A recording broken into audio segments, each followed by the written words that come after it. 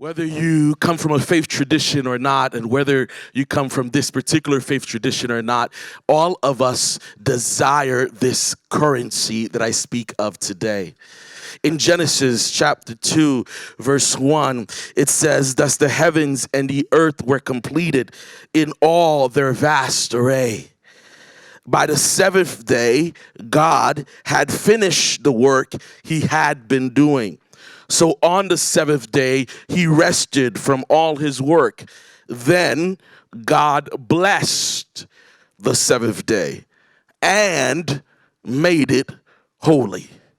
He blessed it and made it holy, because on it he rested from all the work of creating that he had done. One of the things that you and I never get back and we spend quite often is time. One of the things that you and I deal with and dwell in over and over again is time. You and I in our society are pushed and motivated to exchange time for space.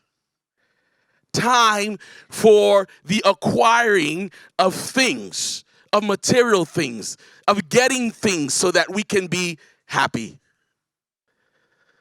New things come out and we go and get them. We exchange time for money in our bank account so we could get more things that take up space in our lives.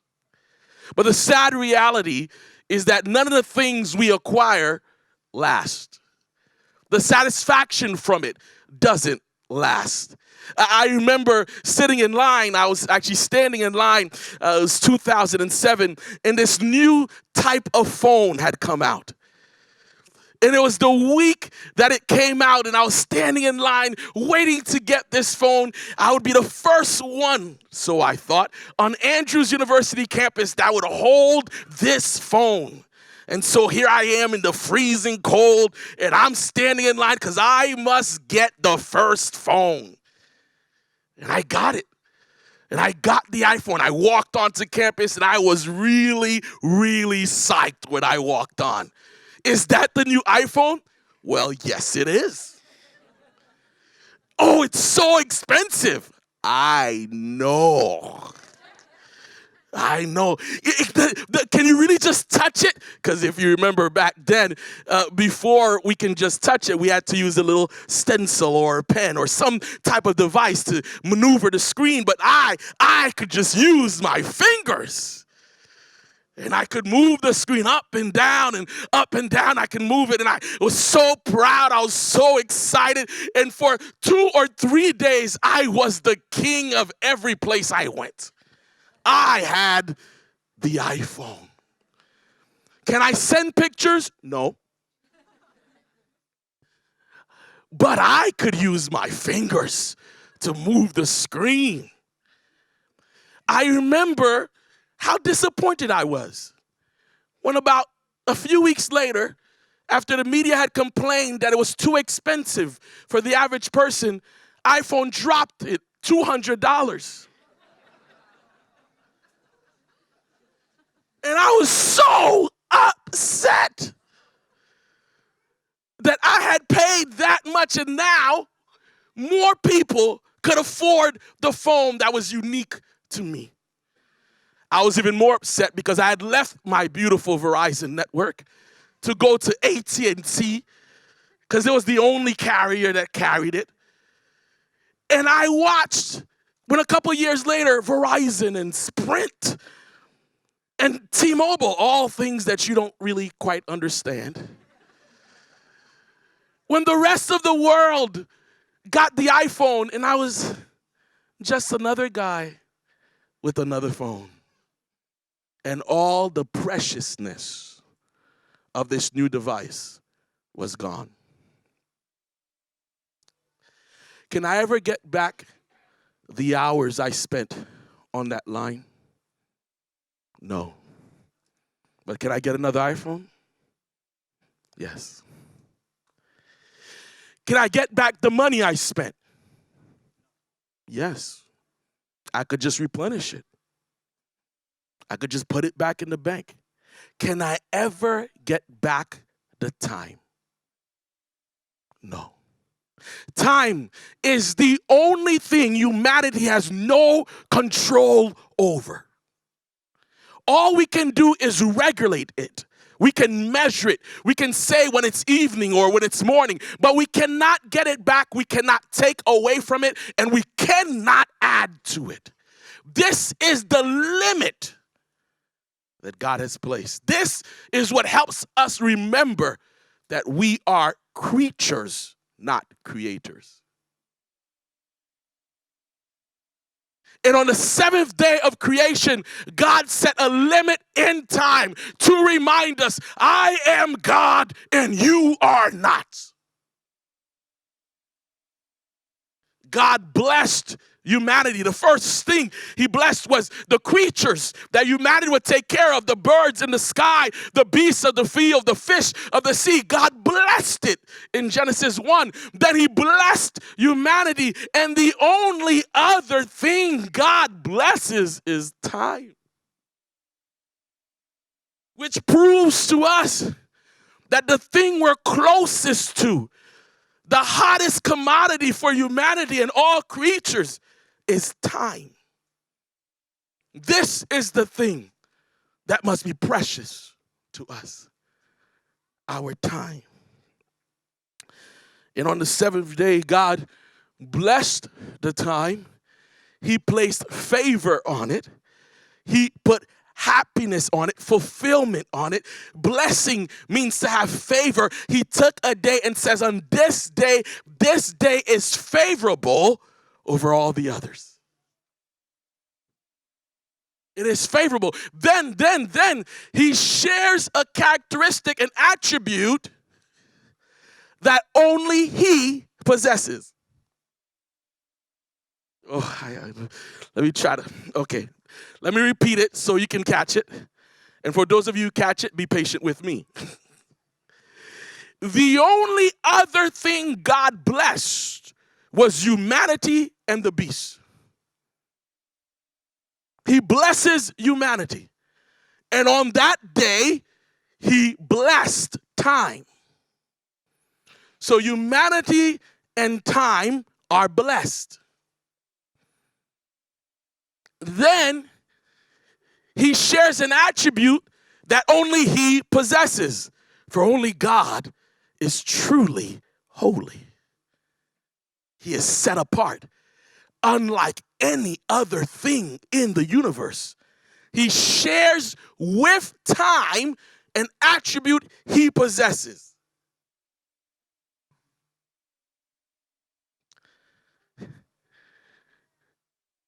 And he makes it holy. So therefore, the seventh day has attributes that are shared with both humanity and divinity. Before there was a temple in space, God made a temple in time.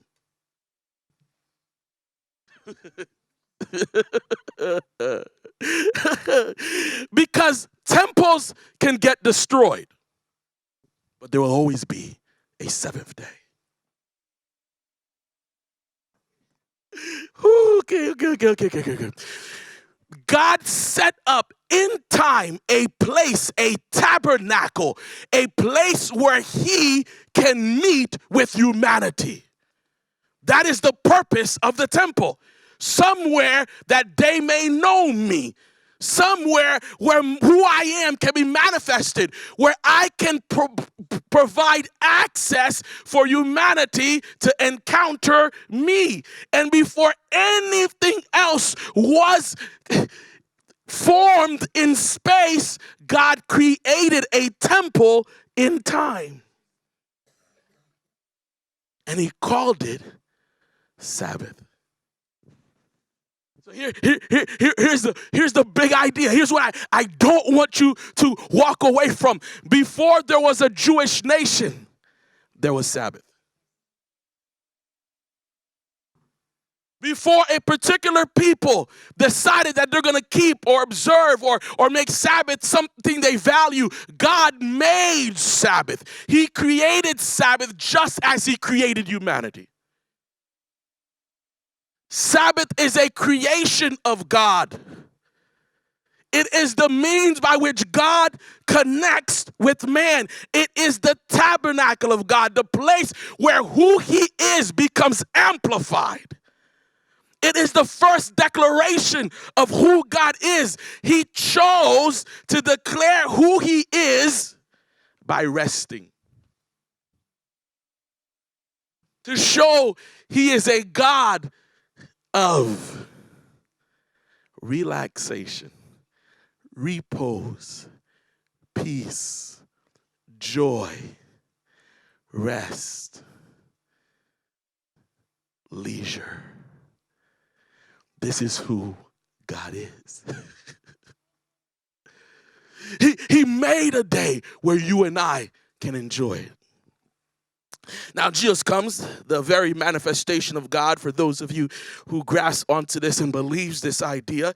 He comes, and as people have now added to God's sanctified moment and sanctified time, they've added burden and hostility and all this legislation to it, and has made it a burden rather than a day of leisure or pleasure or relaxation or joy. Jesus comes to untangle all the mess that humanity added to his temple, because that's what we do.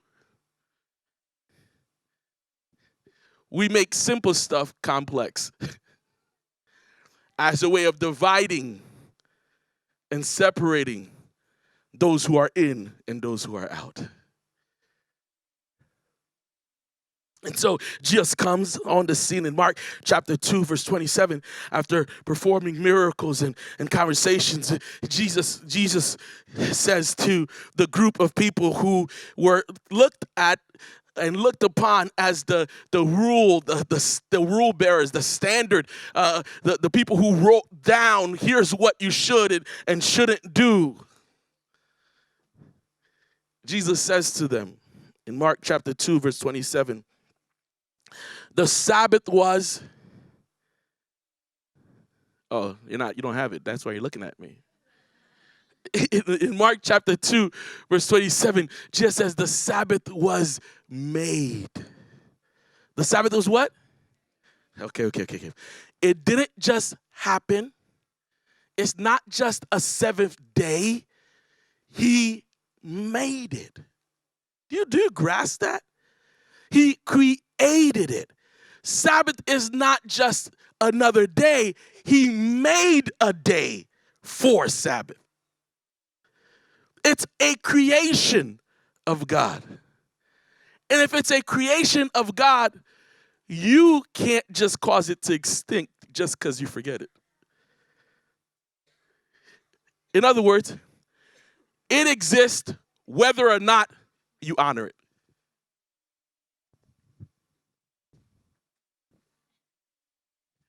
Whether or not you perceive it, whether or not you acknowledge it, whether or not you observe it, whether or not you think of it as something that should be grasped or thought of or pondered, whether or not you even consider it, Sabbath is made, it has been made, it will always be made. You can't just out of existence. It was made. Now here's it. The Sabbath was made for Mark 2:27, the Sabbath was made for Seventh-day Adventists. Is that what the text says? The Sabbath was made for the Jews. That's not what it says. The Sabbath was made for religious people. No. The Sabbath was made, Mark 2:27, the Sabbath was made for man. The Sabbath was made for man. Jesus could have just stopped there, but he added something else to help us in our understanding that the Sabbath was made for man, not man for the Sabbath. You get that? That means it was made for man, It wasn't man that was made for Sabbath. Sabbath serves man, not man serve Sabbath. I like the way the New Living Translation says it. Then Jesus said to them, the Sabbath was made to meet the needs of people, and not people to meet the requirements of the Sabbath. That's good. That's good. So the Son of Man is Lord even over the Sabbath. In other words, you and I need Sabbath. Just as we need air and water, we need Sabbath. It's part of human nature. We need rest and restoration. We need moments of pause to perceive new things, to become aware. Sabbath was made so that you and I can become aware of who we are and who God is the place where humanity and divinity meets. Later on, when God chooses that he's got to get a group of people, just like any person doing a project or a science experiment of sorts, they know they have to get a sample. We know that in humanity, you got to create a sample before everyone kind of jumps on to everything. So when you're creating something, you create a sample, or you give a sample or an idea or an example, because only when someone else sees it will they buy into it. If I try to convince the church of a new program or a new idea, you've got to see it somewhere before you jump on it. Because otherwise, you're not just going to take my word for it. See, I tell people in the Adventist church, the way change works is you let kids do it. And once kids do it, people go, oh, that's not so bad. And all of a sudden you get adults do it. You see, if we put a bunch of adults with egg shakers on the stage, people, can you imagine? They had egg shakers in the room today. Oh man, these people are the Pentecostal Adventist church. Oh my gosh. But you got kids in here and they're going, oh, this is so cute. It's so cute. Little do you know, Monica was giving you a sample. See, God uses a sample, and he called it the children of Israel. All it was here's how my relationship could look like with a group of people if all humanity honored me. All it was a sample to show here's the way I want to behave with man. And so he delivers them. He rescues them from their slavery. He takes them out of bondage and then gives them the 10 instructions, or the 10 words. You and I call it the 10 commandments. And if you read how Exodus 20 starts, how the 10 commandments are given, he says, I am the one who rescued you out of slavery. In other words, I saved you, so now I'm going to show you how to live. It is not keep these commandments and then I will save you. It is because I have saved you. Because I've rescued you, here's how you can live. And he says, remember the Sabbath day by keeping it holy. A couple of things. The first thing, remember, meaning he knows you'll forget. He doesn't say make it holy. He says keep it holy. In other words, he doesn't need you to make it holy, and you cannot make it holy. You can only keep it that way. Remember the Sabbath day by keeping it holy. That is, the only way to properly remember it is if it looks different than any other day in your life. Make sense? Okay. Let me help you. Time is the only commodity humanity has. And therefore, it's the only thing God blesses. Because it's the only thing you can take with you, and it's the only thing you can leave behind. Your time is the only thing that you can take with you. In other words, the actions done in this time is the only thing that goes to the next time. And when you're gone, the only thing people remember is not the house you left behind, but the moment you spent in that house. Therefore, it's the only time set apart. It's the only moment set apart for you and God, for you and community, for you and family to be. Here's the cool thing. You and I live in a world where we are in desperate need of Sabbath, but we struggle with it. We need it, but we struggle with it. My wife is always telling me, honey, just go to sleep. Just go to sleep, because she knows I hate sleeping. I hate it. I feel like I'm missing out. I hate to sleep. But here I am on the couch, book in my hand. She's like, honey, go to sleep. But I struggle, just like a baby. Baby's crying. All the baby needs is sleep, but doesn't want to. That's how you and I deal with Sabbath. We need the rest, but we refuse. We need the shift of perspective, but we refuse. We claim we do not have time. We cannot find time. I have a suggestion. Just keep the time. There's no need to try to find something that's already been given to you.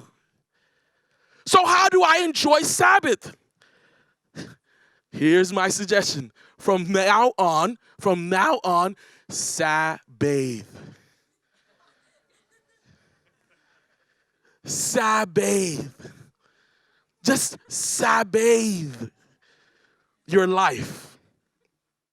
Sabbath is not just a day, it's an attitude. It's the recognition that time is more expensive than money. It's the recognition that my time is precious and I must manage it in a certain way, because the only thing I have in order to meet and connect with people, and more importantly, meet and connect with God. Here's the coolest thing that I recognized this week as I was researching and studying, that when I exist, when I come into this world, I become a contemporary with God.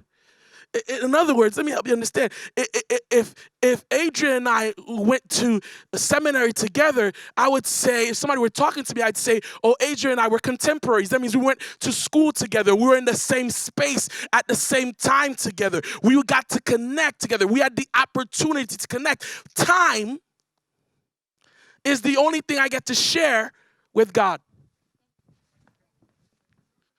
Oh, my. Wayne is going, say something new, Jose. Just stop talking. Just say something new. Listen.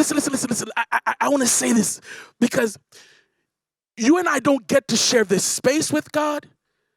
You and I don't get to share the building with God. We don't get to share the money with God. The only thing God has allowed us to share with him is time.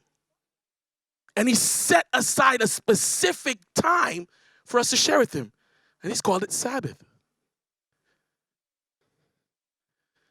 And that's why, whether or not we observe it, the best thing we can do is enjoy it. Let me put it another way. Whether you want to or not, Sabbath is coming. It's made for you. It's created for you, not only for you. Exodus 20 verse 8 continues to say, not only you, but your family, your household, those within your gates, everyone. Meaning God doesn't just give you a day off, he gives everyone a day off. Have you ever been on vacation when everyone else is working? How horrible is it? You're on vacation, you have nothing to do, and everyone else is like, I got to go to work. Sabbath says everyone's off. We all have time together. We all have time to be with one another. 6 days You can do whatever you want, but the seventh day is a day for the Lord. It's a day to remember. And the Bible gives us two reasons why we should remember this day. Exodus 20 verse 8 says, because God created you. Deuteronomy 5 says, because he rescued you. In other words, on Sabbath, I'm reminded that God made me and I belong to God. And on Sabbath, I'm reminded that there is an eternal rest waiting for me. I have been rescued. So how do I enjoy it? A couple of C's. Sabbath. Enjoy Sabbath by ceasing. Stop the activity. Stop the stress. Remember what Jesus says in Matthew chapter 6. Whether you believe it or not, Jesus says to you, there's no point in worrying about your life. There's no point in worrying about how you're going to take care of yourself. Look at the birds of the air. They don't struggle. They don't weep. They don't work, but somehow they get food. If God can take care of the birds, God can take care of you. So seize. Your job is not what's taking care of you anyway. It's God. So it's a time to seize. It's also a time to catch up.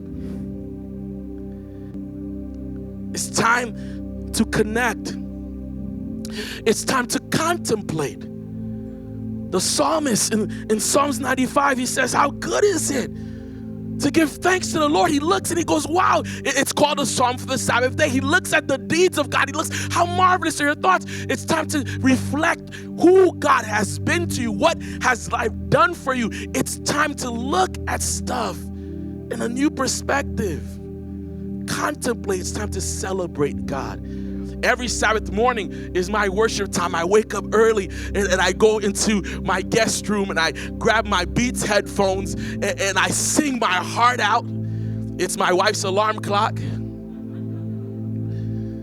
But I worship God. I pour out a crowd. Every anxiety, every stress, every burden, I release it to God. And I know that my God is more than able to deal with what's going on in my life. That's why the psalmist in Psalm 46, he says, after he says, look, it doesn't matter what you're going through. God is our refuge. He's our strength. He's our present help in trouble. And it ends with, be still and know that I am God. In other words, the only way to know God is to be still. Contemplate, celebrate God. And we learned last week, it's also a time to contribute. To contribute to those around us, to serve our community, because it is good to do good on the Sabbath day. So seize your work. Catch up. Connect. Contemplate. And contribute. Time is the only commodity we have where we can connect with God. So don't let Sabbath pass you by.